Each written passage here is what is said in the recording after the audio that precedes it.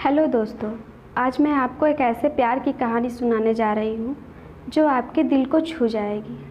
अगर कहानी अच्छी लगे और आपके दिल को छू जाए तो प्लीज़ वीडियो को लाइक करें, शेयर करें और चैनल को सब्सक्राइब करें। चलिए कहानी शुरू करते हैं।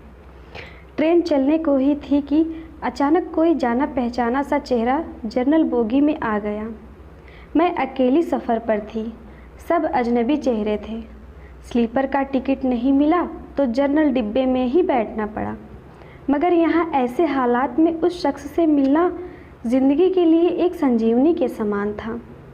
ज़िंदगी भी कमबख्त कभी कभी अजीब से मोड़ पर ले आती है, ऐसे हालातों से सामना करवा देती है जिसकी कल्पना तो क्या कभी ख्याल भी नहीं कर सकते। वो आया और मेरे पास ही खाली जगह पर बैठ गया। ना मेरी तरफ देखा, ना पहचानने की कोशिश की। कुछ इंच की दूरी बनाकर चुपचाप पास आकर बैठ गया। बाहर सावन की रिमझिम लगी थी, इस कारण वो कुछ भीग गया था। मैंने कनखियों से नज़र बचाकर उसे देखा। उम्र के इस मोड़ पर भी कमबख्त वैसा का वैसा ही था। हाँ, कुछ भारी हो गया था मगर इतना ज़्यादा भी नहीं। फिर उसने जेब से चश्मा निकाला और मोबाइल में लग गया। चश्मा देखकर मुझे कुछ आश्चर्य हुआ। उम्र का यही एक निशान उस पर नज़र आया था कि आंखों पर चश्मा चढ़ गया था। चेहरे पर और सर पे मैंने सफ़ेद बाल खोजने की कोशिश की मगर मुझे नहीं दिखे। मैंने जल्दी से सर पर साड़ी का पल्लू डाल लिया। बालों को डाई किए काफ़ी दिन हो गए थे मुझे। ज़्यादा तो नहीं थे सफ़ेद बाल मेरे सर पे, मगर इतने ज़रूर थे कि गौर से देखो तो नज़र आ जाए। मैं उठकर बाथरूम गई, हैंडबैग से फेस वॉश निकाला, चेहरे को ढंग से धोया, फिर शीशे में चेहरे को गौर से देखा। पसंद तो नहीं आया मगर अजीब सा मुंह बनाकर मैंने शीशा वापस बैग में डाला और वापस अपनी जगह पर आ गई। मगर वो साहब तो खिड़की की तरफ से मेरा बैग सरकाकर खुद खिड़की के पास बैठ गए थे। मुझे पूरी तरह देखा भी नहीं, बस बिना देखे ही कहा, सॉरी, भाग कर चढ़ा तो पसीना आ गया था, थोड़ा सूख जाए फिर अपनी जगह बैठ जाऊंगा। फिर वह अपनी मोबाइल में लग गया। मेरी इच्छा जानने की कोशिश भी नहीं की। उसकी यही बात हमेशा मुझे बुरी लगती थी। फिर भी ना जाने उसमें ऐसा क्या था कि आज तक मैंने उसे नहीं भुलाया। एक वो था कि 10 सालों में ही भूल गया। मैंने सोचा शायद अभी तक गौर नहीं किया, पहचान लेगा। थोड़ी मोटी हो गई हूँ, शायद इसीलिए नहीं पहचाना। मैं उदास हो गई। जिस शख्स को जीवन में कभी भुला ही नहीं पाई, उसको मेरा चेहरा ही याद नहीं। माना कि ये औरतों और लड़कियों को ताड़ने की इसकी आदत नहीं है, मगर पहचाने भी नहीं। शादीशुदा है, मैं भी शादीशुदा हूँ। जानती थी इसके साथ रहना मुश्किल है, मगर इसका मतलब यह तो नहीं कि अपने ख्यालों को, अपने सपनों को जीना छोड़ दूँ। एक तमन्ना थी कि कुछ पल खुल के उसके साथ गुजारूं। माहौल दोस्ताना ही हो मगर हो तो सही। आज वही शख्स पास बैठा था जिसे स्कूल टाइम से मैंने दिल में बसा रखा था। सोशल मीडिया पर उसके सारे अकाउंट चोरी छुपे देखा करती थी। उसकी हर कविता, हर शायरी में खुद को खोजा करती थी। वह तो आज पहचान ही नहीं रहा है। माना कि हम लोगों में कभी प्यार की पींगे नहीं चली, ना कभी इजहार हुआ। हाँ, वो हमेशा मेरी केयर करता था और मैं उसकी केयर करती थी। कॉलेज छूटा तो मेरी शादी हो गई और वो फ़ौज में चला गया। फिर उसकी शादी हुई। जब भी गांव गई उसकी सारी खबर ले आती थी। बस ऐसे ही ज़िंदगी गुजर गई। आधे घंटे से ऊपर हो गया। वो आराम से खिड़की के पास बैठा मोबाइल में लगा था। देखना तो दूर, चेहरा भी ऊपर नहीं किया। मैं कभी मोबाइल में देखती, कभी उसकी तरफ।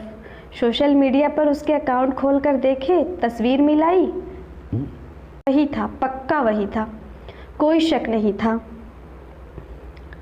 वैसे भी हम महिलाएं पहचानने में कभी धोखा नहीं खा सकती। 20 साल बाद भी सिर्फ आंखों से पहचान ले। फिर और कुछ वक्त गुजरा, माहौल वैसा का वैसा था, मैं बस पहलू बदल रही थी। फिर अचानक टीटी आ गया, सबसे टिकट पूछ रहा था। मैंने अपना टिकट दिखा दिया। उससे पूछा तो उसने कहा नहीं है। टीटी बोला फाइन लगेगा। वह बोला लगा दो। टीटी कहाँ का टिकट बनाऊं? उसने जल्दी से जवाब नहीं दिया, मेरी तरफ देखने लगा। मैं कुछ समझी नहीं। उसने मेरे हाथ में थमी टिकट को गौर से देखा, फिर टीटी से बोला कानपुर। टीटी ने कानपुर का टिकट बना कर दी और पैसे लेकर चला गया। वह फिर से मोबाइल में तल्लीन हो गया। आखिर मुझसे रहा नहीं गया, मैंने पूछ ही लिया, कानपुर में कहाँ रहते हो? वह मोबाइल में नज़रें गड़ाए हुए ही बोला, कहीं नहीं। वह चुप हो गया तो मैं फिर बोली, किसी काम से जा रहे हो? वह बोला हाँ। अब मैं चुप हो गई। वह अजनबी की तरह बात कर रहा था और अजनबी से कैसे पूछ लूँ किस काम से जा रहे हो। कुछ देर चुप रहने के बाद फिर मैंने पूछ ही लिया, वहाँ शायद आप नौकरी करते हो? उसने कहा नहीं। मैंने फिर हिम्मत करके पूछा, तो किसी से मिलने जा रहे हो? वही संक्षिप्त उत्तर, नहीं। आखिरी जवाब सुनकर मेरी हिम्मत नहीं हुई कि और भी कुछ पूछूं। अजीब आदमी था, बिना काम सफ़र कर रहा था। मैं मुंह फेर कर अपने मोबाइल में लग गई। कुछ देर बाद खुद ही बोला, ये भी पूछ लो क्यों जा रहा हूँ कानपुर? मेरे मुंह से जल्दी में निकला, बताओ क्यों जा रहे हो? फिर अपने ही उतावलेपन पर मुझे शर्म सी आ गई। उसने थोड़ा सा मुस्कुराते हुए कहा, एक पुरानी दोस्त मिल गई जो आज अकेले सफ़र पर जा रही थी।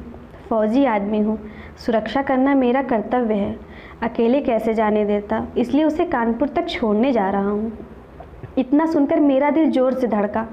नॉर्मल नहीं रह सकी मैं, मगर मन के भावों को दबाने का असफल प्रयत्न करते हुए मैंने हिम्मत करके पूछा, कहाँ है वो दोस्त?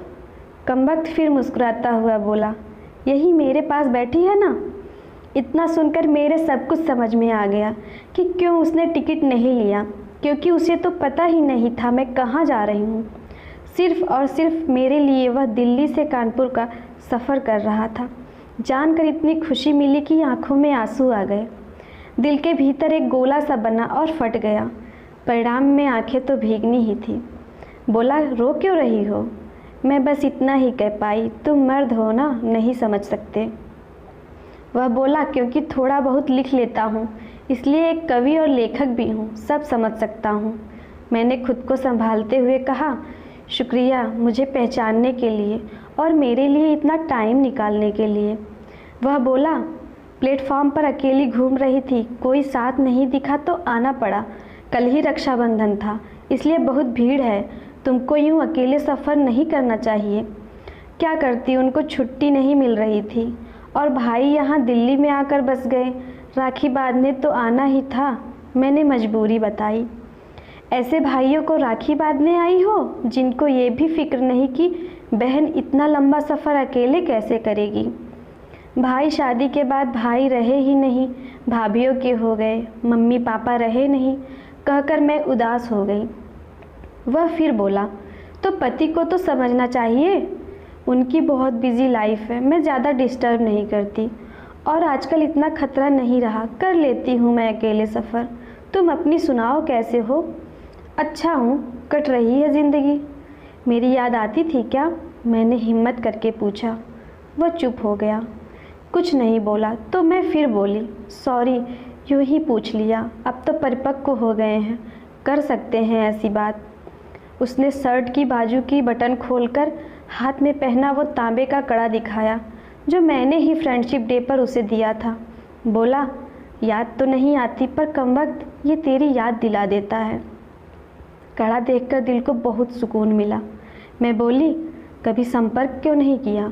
वह बोला, डिस्टर्ब नहीं करना चाहता था, तुम्हारी अपनी ज़िंदगी है और मेरी अपनी ज़िंदगी है। मैंने डरते डरते पूछा, तुम्हें छू लूँ? वह बोला, पाप नहीं लगेगा? मैं बोली, नहीं, छूने से नहीं लगता। और फिर मैं कानपुर तक उसका हाथ पकड़कर बैठी रही। बहुत सी बातें हुई। ज़िंदगी का एक ऐसा यादगार दिन था जिसे आखिरी सांस तक नहीं भुला पाऊंगी। वह मुझे सुरक्षित घर छोड़कर गया, रुका नहीं, बाहर से ही चला गया। जम्मू में थी उसकी ड्यूटी, चला गया। उसके बाद उससे कभी बात नहीं हुई क्योंकि हम दोनों ने एक दूसरे के फ़ोन नंबर नहीं लिए। हालांकि हमारे बीच कभी भी नापाक कुछ भी नहीं हुआ। एक पवित्र सा रिश्ता था, मगर रिश्तों की गरिमा बनाए रखना ज़रूरी था। फिर ठीक 1 महीने बाद मैंने अखबार में पढ़ा कि वो देश के लिए शहीद हो गया। क्या गुजरी होगी मुझ पर वर्णन नहीं कर सकती, उसके परिवार पर क्या गुजरी होगी पता नहीं। लोक लाज के डर से मैं उसके अंतिम दर्शन भी नहीं कर पाई। आज उससे मिले 1 साल हो गया है। आज भी रक्षाबंधन का दूसरा दिन है। आज भी सफ़र कर रही हूँ, दिल्ली से कानपुर जा रही हूँ। जानबूझकर जनरल डिब्बे का टिकट लिया है मैंने। अकेली हूँ, न जाने दिल क्यों आस पाले बैठा है कि आज फिर आएगा और पसीना सुखाने के लिए उसी खिड़की के पास बैठेगा। एक सफ़र वो था जिसमें कोई हमसफ़र था, एक सफ़र आज है जिसमें उसकी यादें हमसफ़र हैं। बाकी ज़िंदगी का सफ़र जारी है। देखते हैं कौन मिलता है, कौन साथ छोड़ता है। धन्यवाद।